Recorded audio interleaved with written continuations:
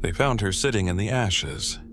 The Bell estate had burned down to its stone bones sometime before dawn. By the time the town marshal reached the property, there was nothing left but black timber, warped iron, and smoke curling out of the earth like whispers. And in the center of it all, where the parlor had once been, sat a girl in a white dress, untouched by soot, eyes wide, unblinking.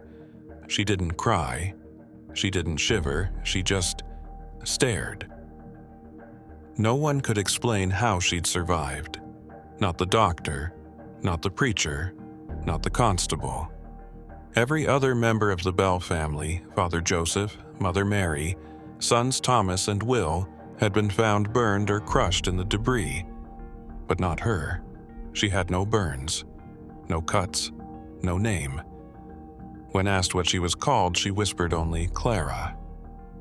But that made no sense, because according to every living record in Dunmore County, Clara Bell had died 2 years earlier. Before we continue, if you've made it this far into the mystery, you're the kind of person this channel was made for.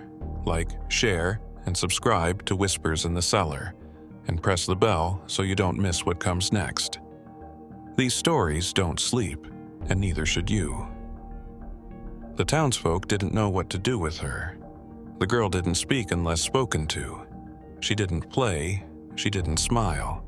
She didn't even eat much, and yet somehow, she never seemed to lose weight. The schoolhouse took her in for a time, but Clara wouldn't write on a slate. She wouldn't repeat her letters. When asked to draw, she turned the chalk to powder in her hand. Only the town's schoolteacher, Miss Alden, kept her close. "She's odd," Alden admitted to the pastor, weeks later. "But she's not cruel, not evil." And then came the first death. It was Eliza Maynard, a widow who sold candles and ribbon from her front porch. Clara had visited her with Miss Alden one rainy morning, standing silently while Alden bought lace. As they walked back down the muddy road, Clara stopped, looked up, and said in a soft voice, "Mrs. Maynard won't see the sun again." Miss Alden asked what she meant. Clara simply turned her face to the clouds and repeated, "She's going somewhere dark." That night, lightning struck the Maynard house. It went up in flames so fast the widow never made it out of bed. Whispers started immediately. The child was cursed, they said. A ghost, a witch, something they'd summoned without realizing. Something that had crawled back in the skin of the dead. But Miss Alden held firm. She kept the girl in her home, fed her, dressed her, taught her. Still, there was a moment she never spoke of to anyone. It happened 3 weeks after Clara had moved in. Miss Alden awoke in the middle of the night to find Clara standing at the foot of her bed, not moving, not sleepwalking, just staring. In her small pale hands she held Alden's old locket, the one with her mother's picture inside, the one hidden in a drawer Clara had never been shown. "I remember her," Clara said. Miss Alden sat upright. "Remember who?" Clara tilted her head. "She cried when she dropped you in the river." The locket hit the floor. The next morning, Clara was back in her room, silent as ever. Miss Alden didn't ask questions after that. 2 months passed. The town of Dunmore tried to pretend nothing was wrong. The Bell family death was officially declared an accident. No further investigation. The child, whoever or whatever she was left in Alden's care. Until Reverend Harker came home. Harker had been away tending to his dying brother in South Carolina. A stern man, gaunt and devout, he wasted no time visiting Miss Alden after hearing rumors of the girl in white. "She's not marked by the Lord," he said coldly. "That means she's marked by something else." He insisted on a cleansing prayer, a full baptism. "The kind that brings the truth to the surface," he muttered. Clara didn't resist. She stood calmly in the chapel, barefoot in a white shift, as the Reverend poured water over her head. But as his hand touched her forehead, he froze. He began muttering faster, then stopped. His lips quivered. His eyes rolled back. And then he screamed, fell backwards, arms flailing, foam on his lips. He seized for nearly a minute before going unconscious. When he woke, hours later, he refused to speak of what he'd seen. But he would never enter the chapel again. His final words on the matter were whispered to the town physician. Her eyes, God forgive me, they were mine. After that, Clara was left alone. No one came near her except Miss Alden. Even then, the schoolteacher had begun locking her own bedroom door at night. But Clara continued as if nothing had changed. She sat in the same corner of the living room each night, watching the fire. She would not speak unless asked. She would not cry, not laugh. But sometimes, when the house was completely still, Miss Alden could hear her humming a lullaby. The same lullaby her mother used to sing. The same one that had died with her. By the third month, Dunmore stopped trying to ignore her. It wasn't just the fire. It wasn't just Reverend Harker's seizure. It was the dreams.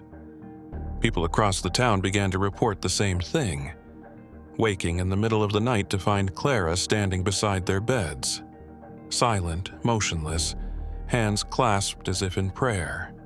Always the same pale dress, always the same wide eyes, and always just before something terrible happened.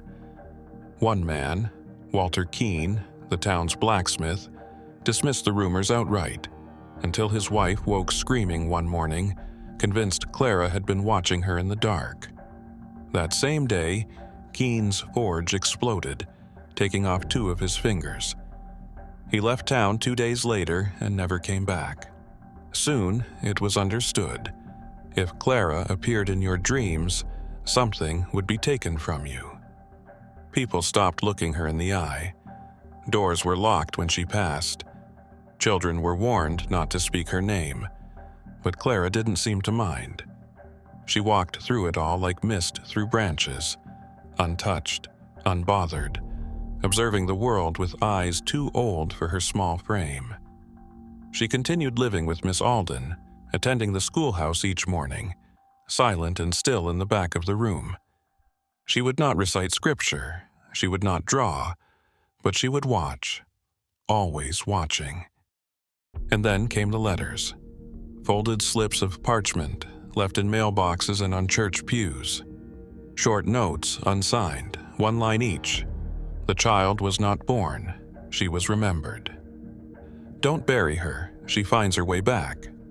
She hums because he listens. Miss Alden kept a stack of them in her drawer. The town council called an emergency meeting. Science was not their strength. Dunmore had no formal doctor, but they sent a telegram to Louisville, requesting a physician and an expert in childhood disorders.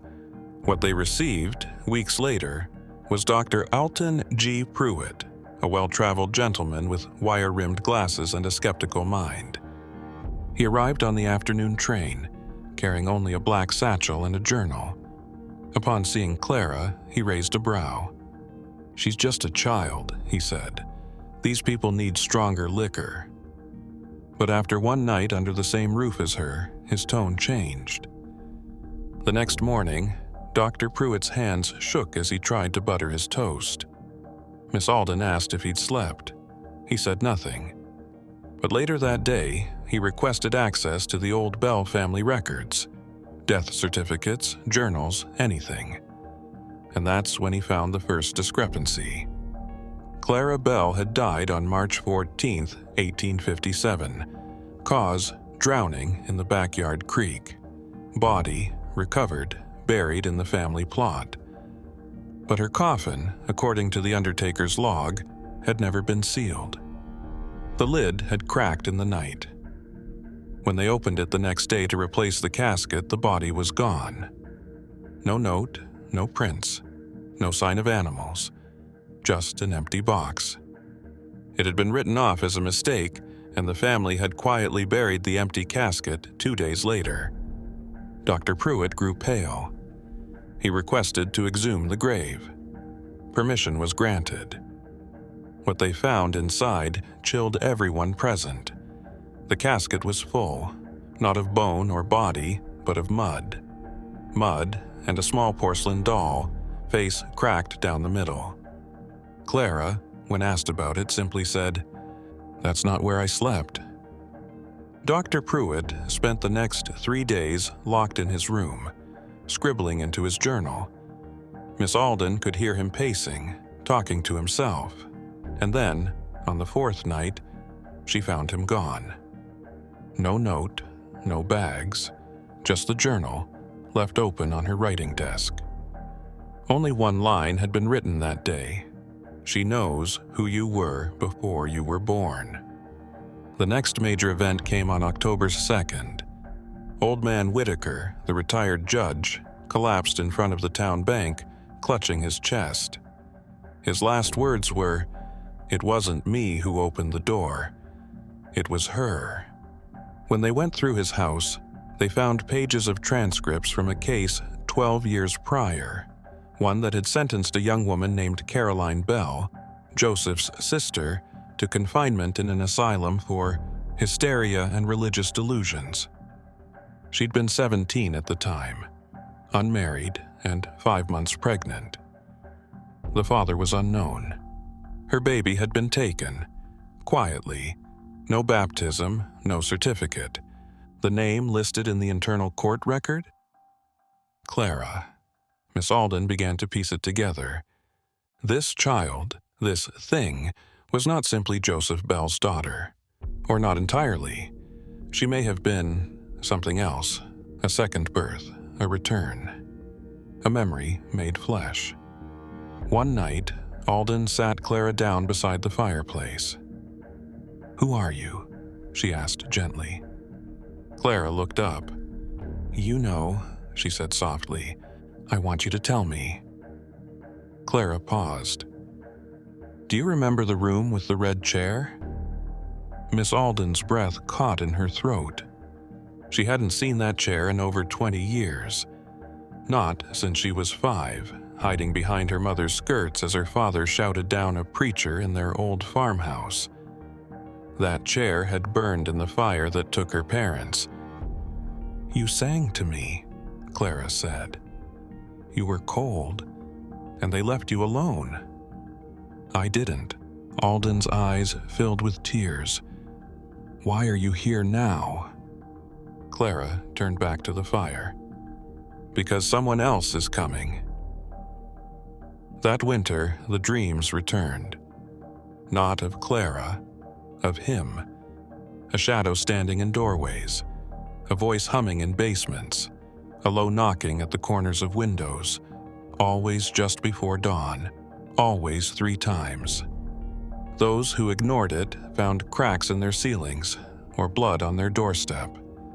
Those who answered it went missing. By February, Dunmore was no longer whispering. They were praying, fasting, locking their doors before sunset. And Clara sat by the fire, humming her lullaby. Waiting.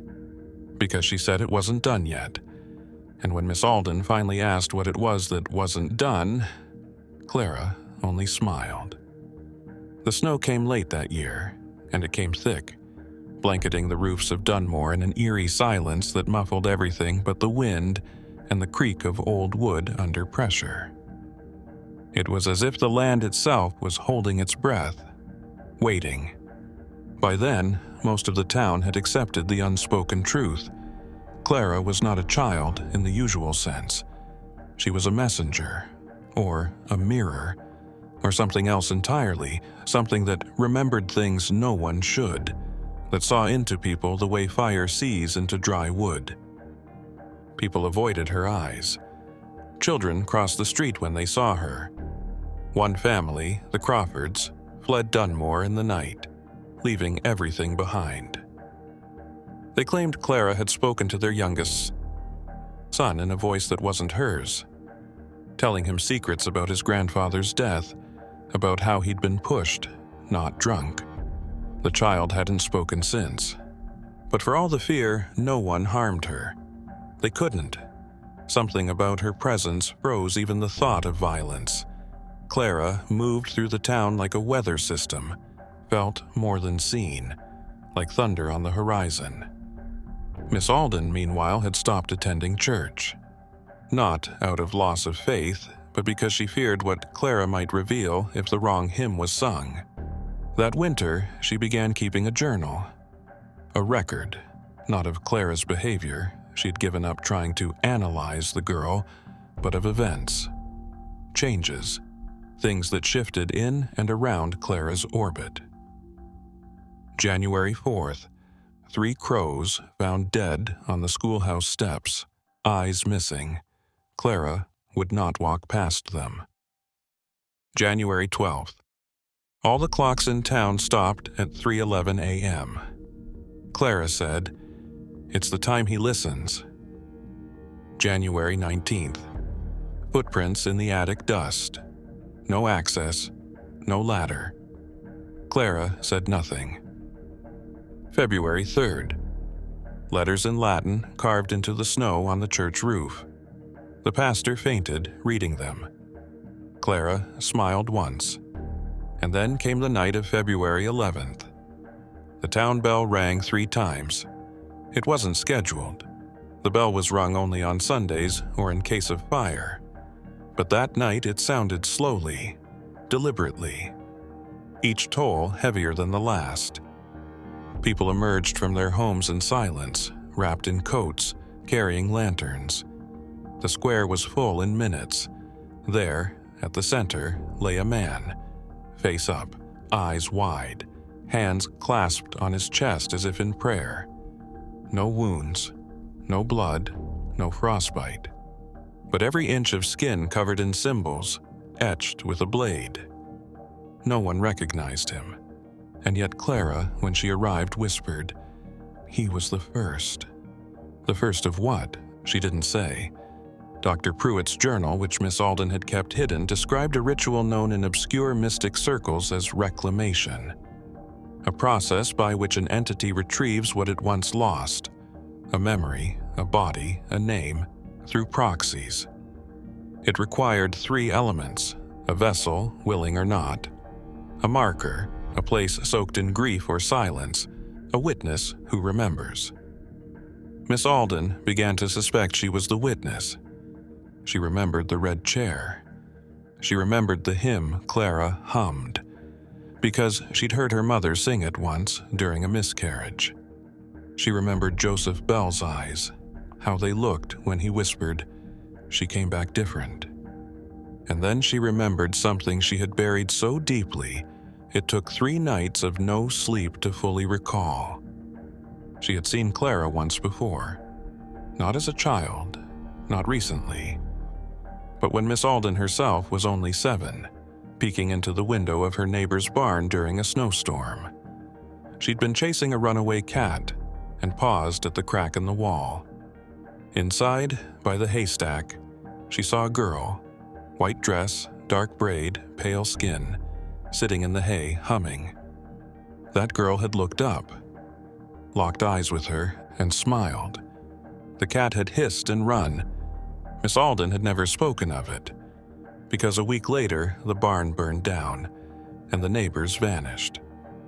Now, as she stared at Clara, she wondered, how long had she really been here? Was Clara moving forward in time like the rest of them, or was she circling, looping through people's lives the way a song loops through a dream? The town, now fully in the grip of fear, turned to Reverend Harker for answers. But the Reverend had changed. He spoke in riddles, refused to say Clara's name, burned all the Bibles in his home, and claimed the true scripture was being written again by fire and frost. He began keeping sermons and symbols, and one night he carved a spiral into the church floorboards, 12 feet wide, then collapsed in a fit. When he awoke, he whispered, "The child is the doorway, she is not from below. She is what's left when the soul cannot rest. That Sunday, no one attended service, except Clara. She sat in the front pew, alone, humming. That same night, 3 more residents disappeared. Their homes were undisturbed. No struggle. But on each of their beds, laid out neatly, was a strand of dark hair, identical to Clara's. Miss Alden, desperate for answers, returned to Dr. Pruitt's journal. The final pages, which she had skipped, included references to a figure from pre-Christian folklore, the reciter. Not a demon, not an angel, a force of repetition, a being that manifested in places where memory and trauma fused, especially around children who had died unjustly or women who had been silenced. The reciter did not kill. It reminded, it replayed, it made the living witness what they buried. Clara wasn't here to harm. She was here to show, to turn Dunmore into a mirror, to make them remember the girl who was drowned in the creek, and the girl before her, and the girl before that. Because the town had a pattern. Because the soil was thick with unspoken sins, and Clara, whatever she was, had come back to hum them into the open. Miss Alden began locking her door at night, not to keep Clara out, but to keep herself from following the song. Because every night it grew louder, and every night the fire in the hearth bent toward Clara's room. The sound came first. Not footsteps, not voices, something far stranger. It was the clink of porcelain on wood, precise, rhythmic, as if someone were setting teacups on an old table in the attic, one by one, at regular intervals. Miss Alden heard it just past midnight. By 12:17, she had convinced herself it was the house settling, a trick of the wind. By 12:23, she was wide awake, sitting in her reading chair, palms damp. At 12:31, she heard her own name whispered from the hallway. The voice was calm, familiar. It sounded like her mother, who had died 32 years earlier. Miss Alden opened the door slowly. Nothing. Just the cold draft rolling in from beneath the attic stairwell, but there, at her feet, was a porcelain teacup. Empty. Clean. Cracked down the center. She didn't scream. She couldn't. The next morning, she found Clara sitting in the snow just outside the schoolhouse. She wasn't shivering. Her pale hands were bare, folded neatly in her lap. "They want to have tea," Clara said without looking up. "But the table isn't ready yet." Miss Alden crouched down, voice trembling. "Who wants tea?" Clara's eyes moved to hers. "The ones you forgot. They're not angry, just cold." Behind Clara, the bell tower creaked. No wind, no movement. Just the suggestion of weight, of memory. That day, Miss Alden found the courage to ask an old question, one she had buried under years of teaching and rationality and silence. "Clara, who are you?" The girl tilted her head. "You already know," a pause. "But if I said it, it would unravel you." She stood. "Would you like to come?" "To where?" "The cellar." Miss Alden froze. No one in Dunmore had a proper cellar. Not anymore. After the frost of 43, most were sealed off or filled in. Except, she remembered the oldest house on the edge of town, the Bell house, long abandoned, said to have hidden fugitives during the war, said to have housed something darker before that. Clara walked toward it, and Miss Alden followed. The Bell house looked worse than she remembered. Shutters torn, ivy like veins across rotting wood. But the door wasn't locked. It groaned open as if it had been waiting for them. Inside, the air was thick, dust, mildew, and something else, something metallic. Clara walked without hesitation, barefoot now, her white dress trailing along the warped floorboards. She led Miss Alden to a narrow hallway at the back. Behind a hanging quilt, there was a door, small, iron-handled, and carved into the wood above it. What was done in silence will be sung in time. Clara opened the door. The cellar descended in a spiral. Stone walls, no light but what filtered through the cracks above. At the bottom, a room. And in the room, a table. Wooden, long, crudely built. Set for 12. 11 porcelain teacups, each cracked differently. Each cup sat in front of a wooden chair, names carved into the backrests. Adeline, Lucy, Maybelle, Sarah, Eliza, Harriet, June, Martha, Nora, Beatrice, Ruth. The 12th chair, untouched. Empty. Miss Alden turned to Clara, who was now humming. The same melody as always. Soft, circular, lingering. "Who were they?" she asked. Clara reached out and touched the chair marked Ruth. "They were daughters," she said simply. "Each one. Daughters of whom?" "Of silence." Miss Alden's knees weakened. She sat on the cold stone floor. Her breath misted in the cellar air. Clara stood behind the table now.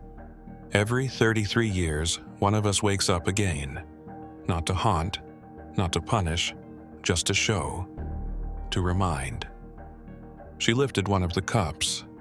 This one was mine. Miss Alden's heart pounded. "You're Ruth." Clara nodded once. "I was, before the well." "What well?" But Clara didn't answer. Instead, she walked to the center of the room. The stone beneath her feet shifted, revealing an old wooden cover. A well, sealed long ago. "They dropped us here," Clara whispered. "Not out of cruelty, out of convenience. We were too loud, too inconvenient." The images came fast. Girls bound at the wrists, singing, screaming, falling, silence. Miss Alden shook her head. "No one ever said, no one remembers," Clara interrupted, "because remembering is heavy. But you do, in dreams, in flickers." She crouched beside the well. "You taught my sister. You made her feel seen." "I don't remember. You called her brilliant. Said she had the hands of a scientist, then they took her." Miss Alden's eyes welled. I didn't know. They took us all." Clara reached into her dress pocket and pulled out something small. A fragment of bone, smooth, child-sized. They called it tradition. Miss Alden couldn't breathe. The air in the cellar felt thick with voices, whispering, layered, not angry, just persistent. Clara walked to the 12th chair and set the bone on its plate. "The last cup will be filled when the last witness speaks." Miss Alden looked around, at the names, at the empty seat. "Me?" Clara nodded. "But I don't know what to say. You will tonight." She took Miss Alden's hand, cold, fragile. "Do not run. Do not lie. Just tell the truth. They only want to be heard." And with that, Clara vanished. Not in smoke, not in light. She was there and then not. And the cellar groaned with the weight of memory returning. That night, Miss Alden lit every candle in her home. And at exactly 3:11 a.m., she sat at her kitchen table, heart racing, breath short, and began to speak aloud. "I remember Ruth. I remember her laugh. I remember the way she held a pencil like a violin bow. I remember the way she cried when they said science was for boys." Outside, the wind howled. Inside, the last cup cracked. And far below, in the depths of a well sealed by history and guilt, something stirred. Something that had waited long enough. The following morning, Miss Alden did not go to the schoolhouse. Instead, she walked slowly to the Dunmore Records office, a squat brick building tucked behind the post. The clerk, Mr. Hebner, raised an eyebrow when he saw her. "Miss Alden, this early?" "I'm looking for the Bell family," she said. "Property records. Back before 1820, if possible." Mr. Hebner scratched his beard. "That land's been empty for decades. No one's asked about it since before my time. You say the Bell family?" "Yes, and anything connected to the name Ruth." He disappeared into the back room. Miss Alden waited. The room smelled like old ink and forgotten paper. A cracked oil painting of a magistrate stared down at her from the far wall, its eyes darkened by dust. After 15 minutes, Hebner returned, holding a small, weathered folder.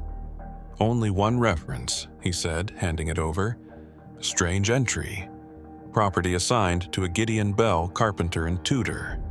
But under occupants it lists 12 dependents, unnamed. No census data, no birth records, no deaths registered." Miss Alden flipped through the brittle sheets. One page was dated March 3, 1826, scrawled in faded ink at the bottom. "Bell requests cellar exemption. Grounds, devotional use." She stared at the words. Devotional use. "Where did you say this was filed?" Mr. Hebner shrugged. "Filed? It wasn't. I found it misfiled under livestock permits." Of course it was. Back outside, the air was colder than expected. Snow had begun to fall again, fine and dry. The Bell house looked darker now in her memory. Not abandoned, occupied by the weight of what had been left behind. That night, Miss Alden returned. She brought nothing with her. No candles, no journal. Only the memory of Ruth's touch and the name of a man who had never been asked questions. The cellar door opened easier than before. Inside, the air was still. The table was exactly as she had left it. Except now, the 12th cup was whole again. Perfect. No crack, no dust, as if it had never been forgotten. Miss Alden stepped closer. One of the chairs, Eliza, was pulled slightly back, as if someone had recently stood. She turned sharply. There, across the room, stood a girl. Not Clara, taller, dark curls, hands clasped before her. "You know my name," the girl said quietly. "Eliza?" A nod. "We all remember being dropped. It's like falling asleep, but you never land, just drift. Then, one day, one voice remembers." Miss Alden swallowed. "Why me?" "Because you taught us how to hold a pencil. You told us truth matters more than comfort. We never forgot that." The girl stepped forward. "But the truth," she said, "is not just what happened. It's what was allowed, what was ignored, what was buried." Miss Alden nodded. "I want to help." "You already are."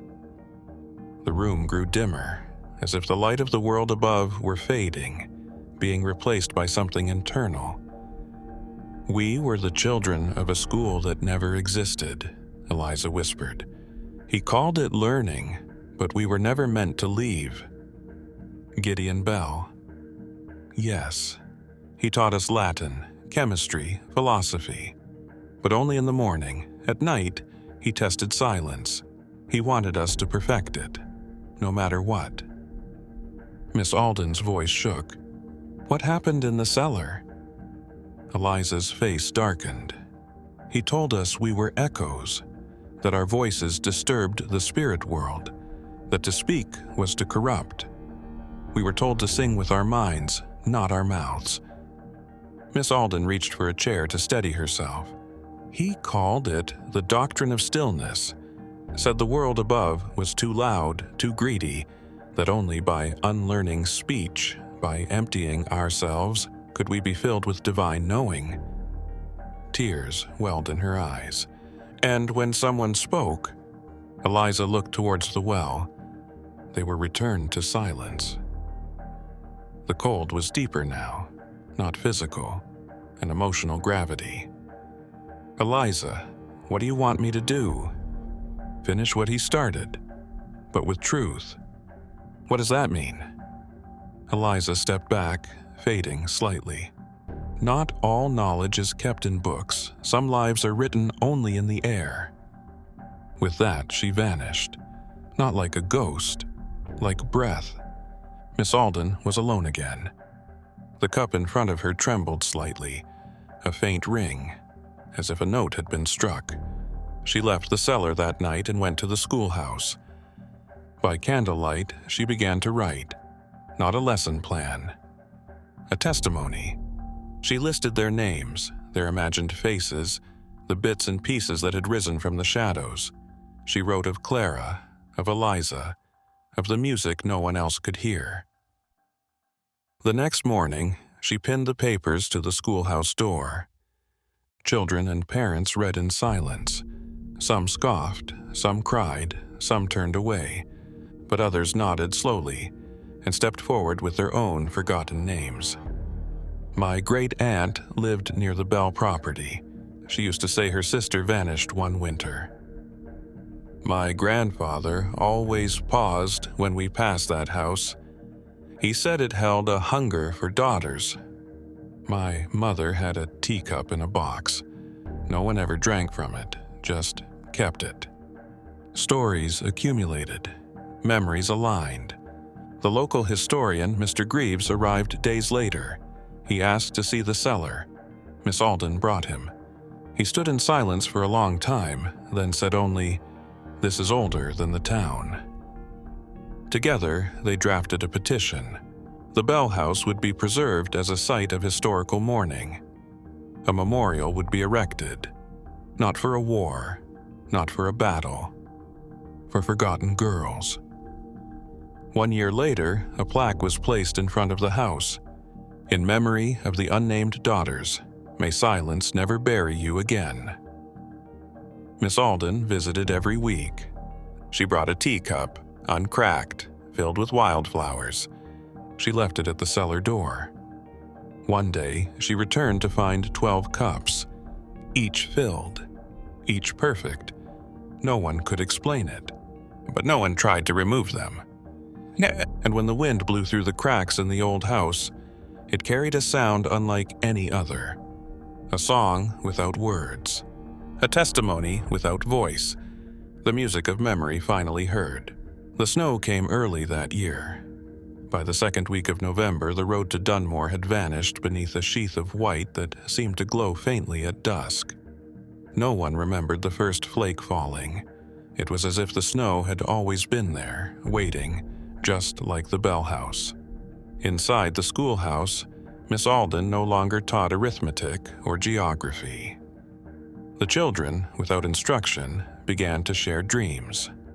One by one, they stood before the class and recited stories not their own. Memories of women kneading bread in forgotten kitchens, of men sobbing behind locked doors, of children buried beneath floorboards for safekeeping. They spoke these things calmly, as though describing weather. Then came the drawings. Louisa, the girl who hummed Clara's song, began sketching diagrams of the Bell House, not as it stood now, but as it once was. Her maps included corridors that no longer existed, a second stairwell leading nowhere, and a basement room shaped like a hexagon, lined with stone jars labeled in Latin. Jasper, too, changed. His blueprints evolved from towers and doorways to something else entirely. Machines made of bone and light. Diagrams of what he called the 13th sense, a way of seeing without eyes. He never spoke while drawing. Only afterward would he look up and whisper, "She's close." No one asked who she was anymore. Everyone knew. Miss Alden kept the drawings, not to hide them, but because they frightened the town elders.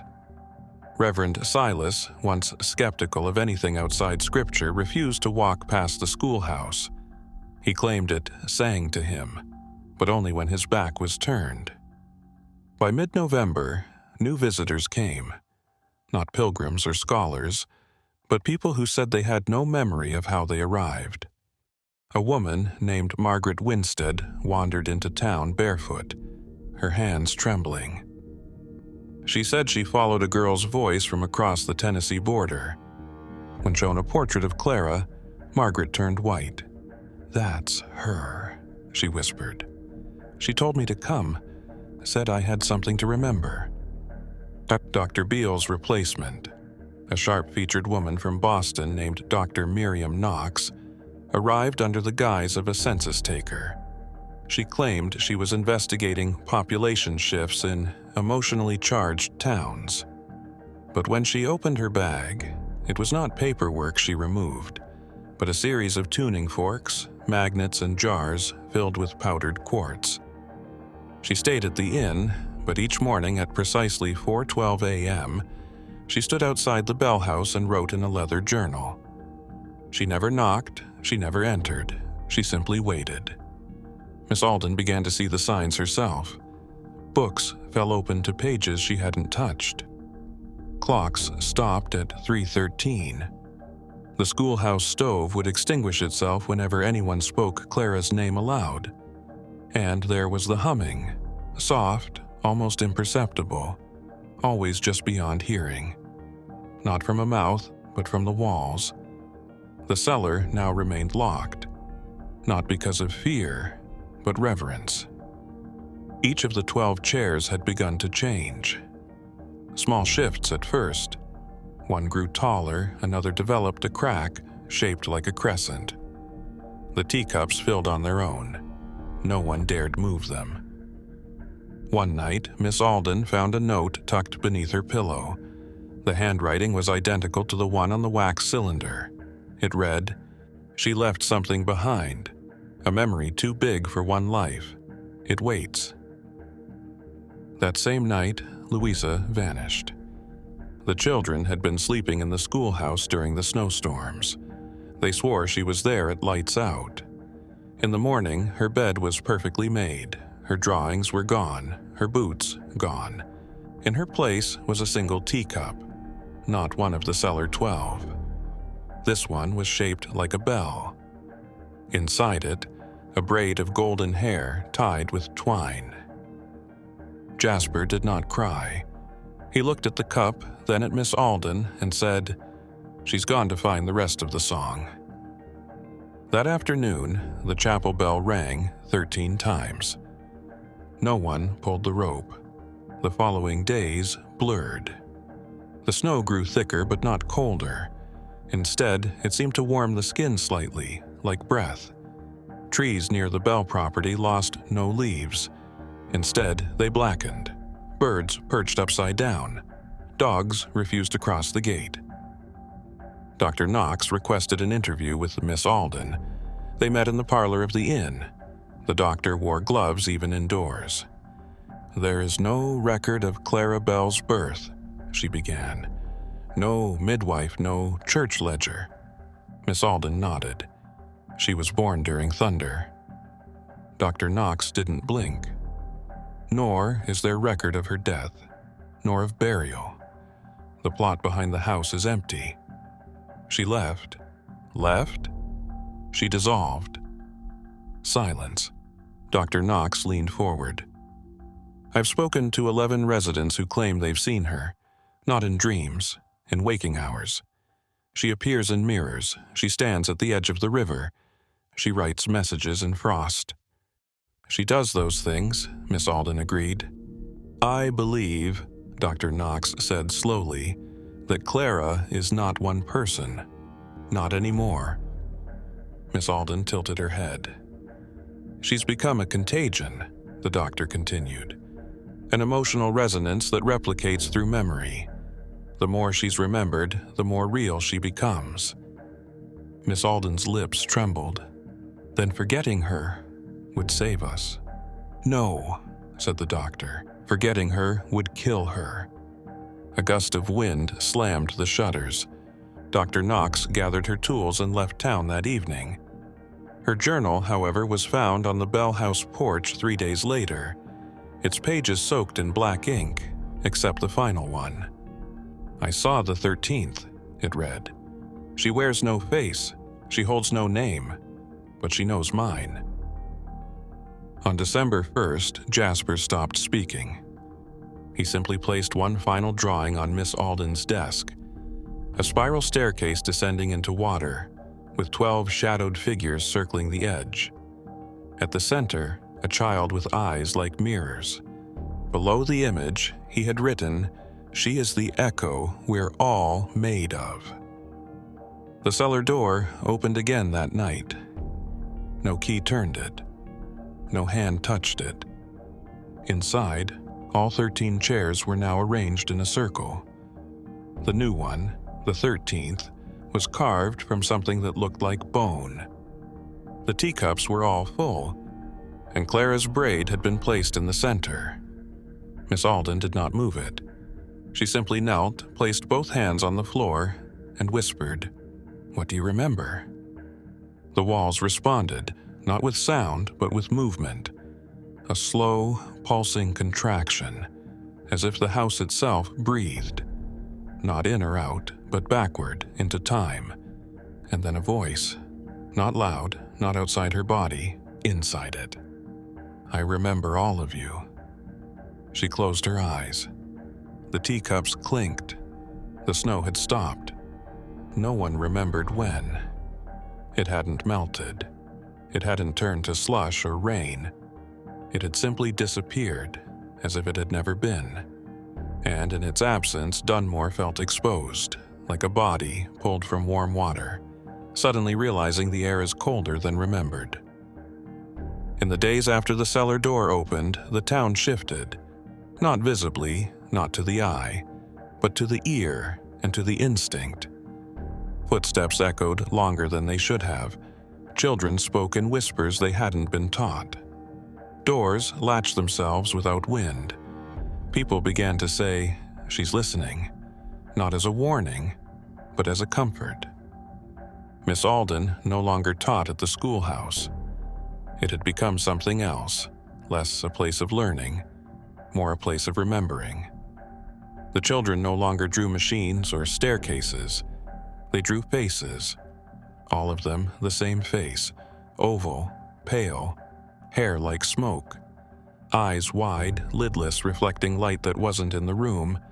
They called her the inside girl. Jasper sat at the window each day, unmoving. On the 7th day, he blinked and said, "She's ready now." When asked who she was, he simply pointed to the hill. The Bell house had changed again. Its siding no longer peeled. Its shutters stood straight, unchipped. The glass, once cracked, shone black at noon, too dark for reflection. Smoke now rose from its chimney, but no one had gone in. No one had seen it lit. That morning, a visitor arrived. He was not like the others, not drawn by dreams or guided by humming. He came in a dark carriage with a gold-rimmed journal and a badge from the Eastern Institute of Psychical Research. His name was Dr. Hollis Carr. He did not smile. He had come to investigate phenomena. Miss Alden agreed to speak with him, on the condition that he first visit the cellar. She watched from the road as he entered the Bell house. He returned an hour later, pale, his coat damp with sweat. "I need to speak with her," he said. "With Clara?" Miss Alden asked. "No," he whispered. "With the 13th. He spoke of things no outsider should have known. 12 cups, one empty. 13 chairs, one of bone. A sound like sobbing, but too low, too slow. He said he heard the floorboards breathe. "She's not trapped," he said. "She's anchored. You've made her stronger." Miss Alden shook her head. "We didn't make her anything, we just remembered." "She's becoming," Dr. Carr said.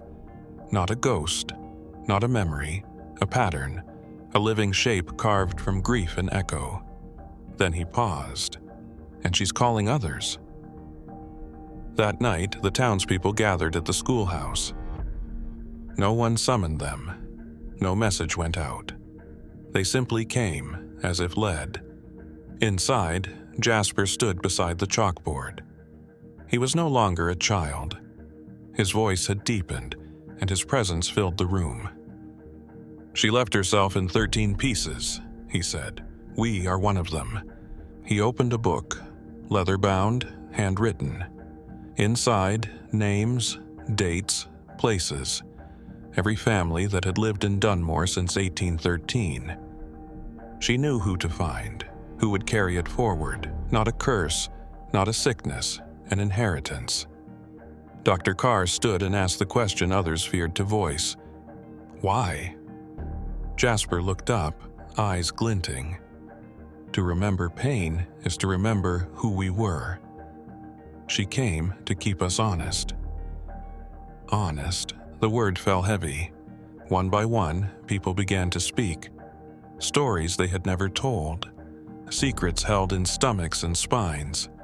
The midwife who let a baby die for fear of scandal. The farmer who burned his barn with someone inside. The teacher who struck a boy too hard and buried the truth under grades. None of these stories had ever reached paper, until that night. The chalkboard became a ledger, each name written under the phrase, "given back."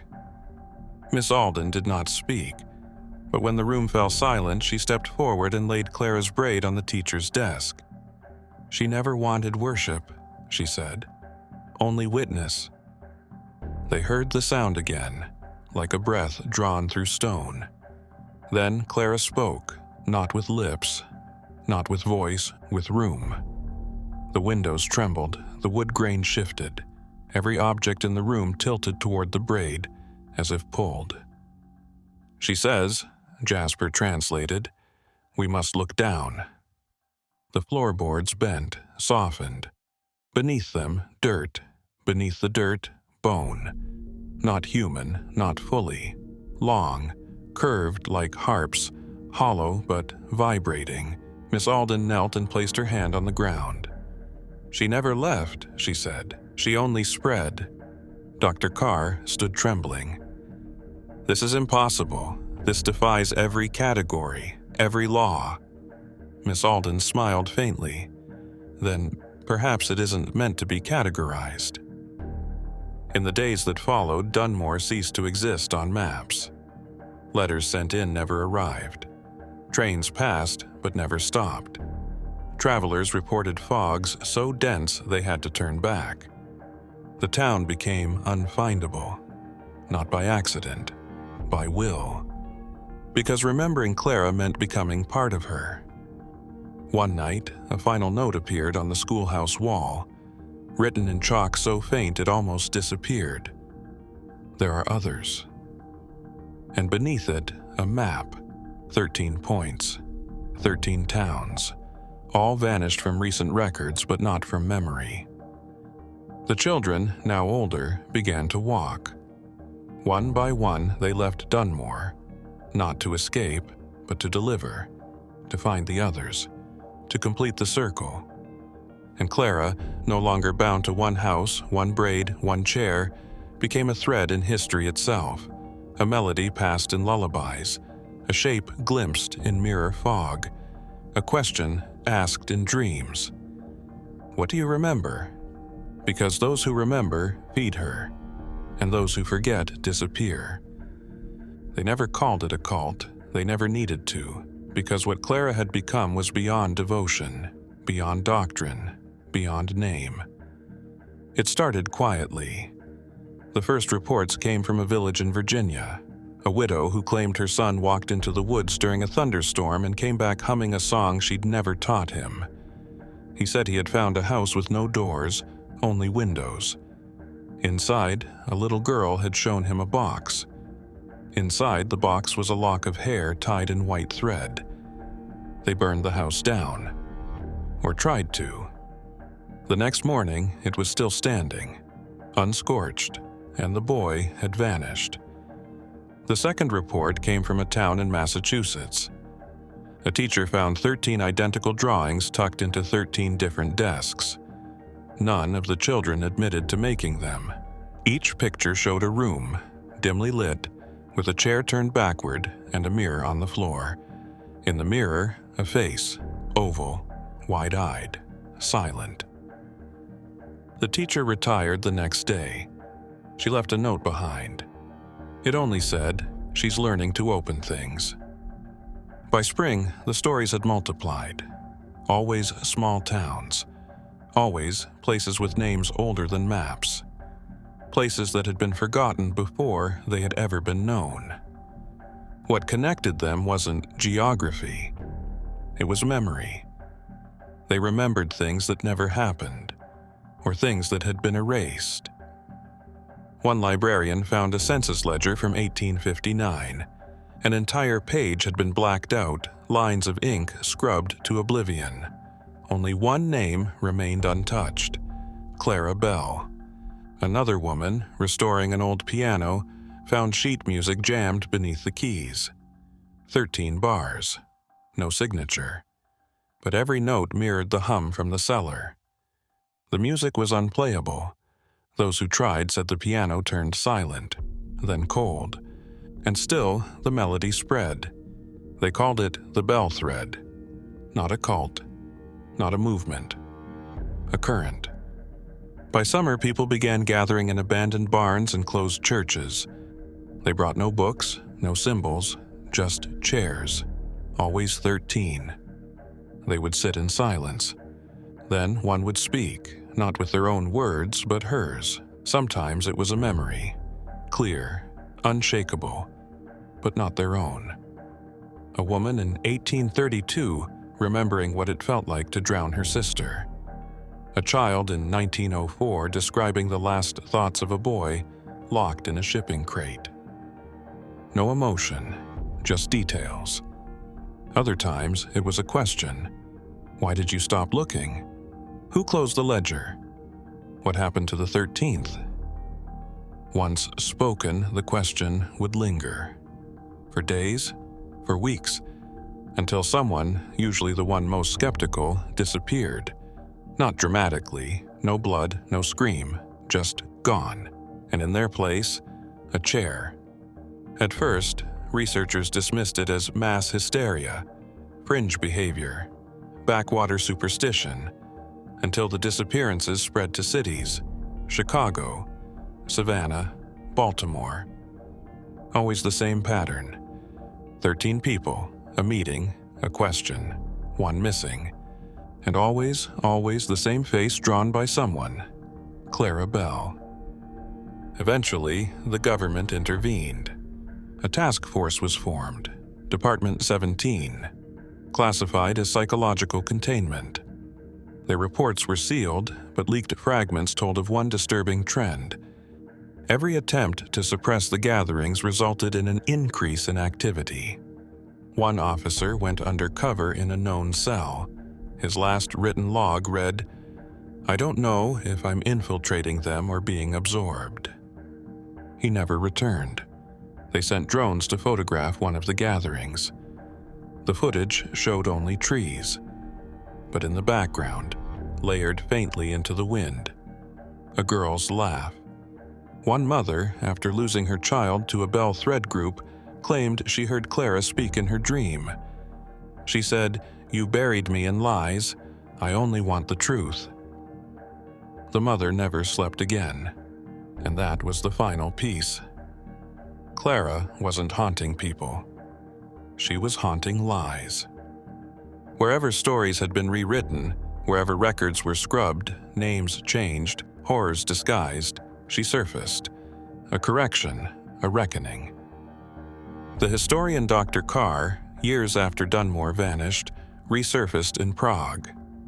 He had aged, gray, and silent. He carried a journal titled Echoes Without Origin. Inside, he documented 172 towns with confirmed Clara sightings. He concluded the following: "She is not bound by place. She is bound by memory.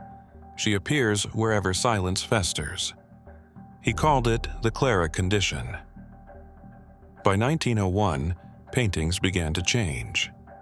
Portraits from before her birth suddenly bore a faint shadow behind the subject's chair. Photographs taken in full daylight revealed dark shapes in the corners, outlines of children standing still. One artist went mad trying to paint her correctly. He claimed the canvas wouldn't allow it. "She chooses how she's seen," he said, "and she wants us to see ourselves." By 1920, government stopped tracking her. Not because she was gone, because she was everywhere. Now, in this moment, as you watch this video, ask yourself, do you remember Clara? Have you ever seen a girl in a dream with no shadow? Have you ever counted the chairs in a room and felt something missing? She's not behind you. She's inside you, in your oldest memory, in the moment you chose not to speak, in the thought you buried so deep, even you forgot it. But she didn't. She never forgets, because Clara isn't a ghost. She's a correction, and she's still waiting for the 13th to speak. If you know a place with a missing name, a story without an ending, or a truth no one dares to say, write it. Say it before she does. Because once she does, it's already too late.